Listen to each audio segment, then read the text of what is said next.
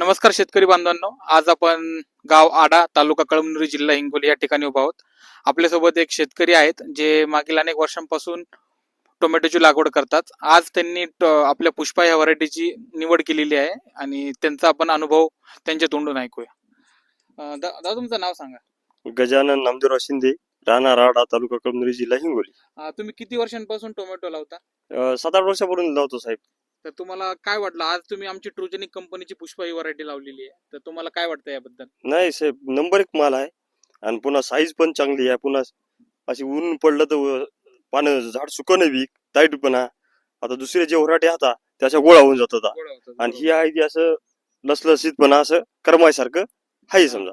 आणि माल बी छान आहे, शेंडाई चालू आहे आणि माल लागत राहायला वरती. हा, म्हणजे तुमचा अनुभव म्हणजे चांगला आहे. चांगला आहे. बाकीच्या व्हरायट्या परता एक नंबर आहे. तुम्ही अजून कोणत्या दुसऱ्या व्हरायटी लावलेल्या आहेत का? बाकीच्या कंपन्या खूप लावल्या, मग आता ही अशी व्हरायटी आपण पाहिलीच आता नाही. तुम्ही ह्या सोबतच वरती एक दुसरा एक प्लॉट लावलेला आहे, तो दुसऱ्या कंपनीचा हा, आहे. दुसऱ्या त्या कंपनी कंपनीचा आणि ह्या आमच्या पुष्पामध्ये काय फरक वाटला? नाही, लय फरक आहे सर.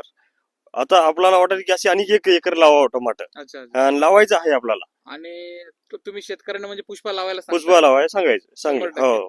आणि शेतकरी मित्रांनो, खास करून यांची विशेष बाब ही की यांनी हा आपण स्वतः पाहू शकता, इतका हिरवागार प्लॉट आहे आणि तो पण एका विदाऊट मल्चिंग प्लॉट आहे. त्यामुळे तुम्ही पण विचार करा आणि नक्कीच पुष्पा ही व्हरायटी लावा. जमिनीवर लावला सर, जमिनीवर लावला. पुन्हा भर मारली आपण याला, मल्चिंग केली नव्हती भावामुळं. मग पुन्हा भर मारली, भावाची चान्सेस दिसली म्हणून ही बांधी सुरू केली आपण. आता प्लॉट जबरदस्त बगर मल्चिंगचा आहे. त्याच्यावर ते तरी मल्चिंग वरला आहे, आपला तर बगर मल्चिंगचा आहे. लाल फळाचं एक दाखवा बंच घाल ना व्हिडिओमध्ये. बंचच काढा. बंच हे बघा, हा इथे हे दाखवा त्यांना व्हिडिओ मध्ये. सावलीमध्ये दिसतो बघ, सगळ्या सावलीमध्ये दाखवून येतो. सगळ्या